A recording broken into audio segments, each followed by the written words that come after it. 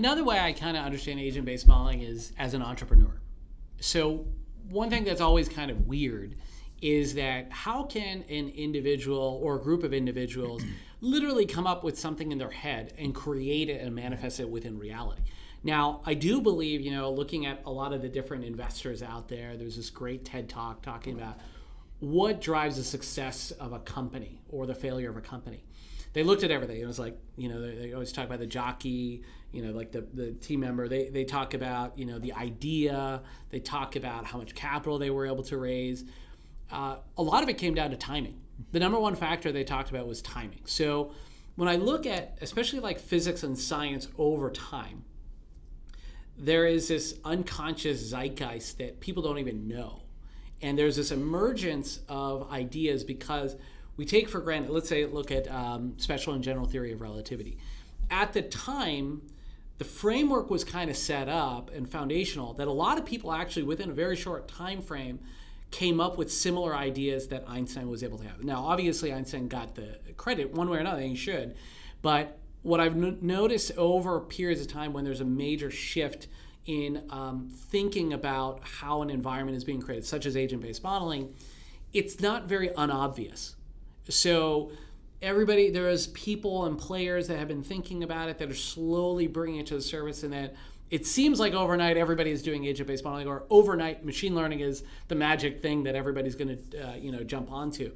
Whereas in less than if you look at us going to college, machine learning was still a joke. Yeah. Where for those of you who are familiar with kind of the background. You had people like Marvin Minsky, some of the great artificial intelligence, he actually passed away a few years ago, talking about the perceptron, which is a basic neural model of how you can basically, now how we build neural networks. But there was a paper that came out that said it was a dumb idea, basically, and nobody should ever use this. But it was specifically talking about a single perceptron. But what ended up happening is the excitement, like you were talking about, the creation of people and kids who were going to college who wanted to study artificial intelligence died. And it created a gap, I think, of about a decade or 2 decades where people are like, well, these people are not interested, and they're the ones who are basically creating the science, so why would we even try to pursue it? Now, there was a few people, I can't remember, I think he's a Canadian scientist. He can't sit. He has a problem with his back. But he's, some of you I'm sure could Google it really quickly and figure out who he is. But he was just a person that kept on believing. And he's one of the godfathers of artificial intelligence. Hinton? Yep, Hinton. He has a problem with his back and he can't sit down. So he has to we have one of these tables right here where you have to sit up. And it's very interesting. If you get a chance, you just go on Google and watch a couple of his interviews. Pretty amazing. But just... you talk about emergence or creating the future, and you think about it from an entrepreneurship standpoint, there's got to be an ecosystem where it can work.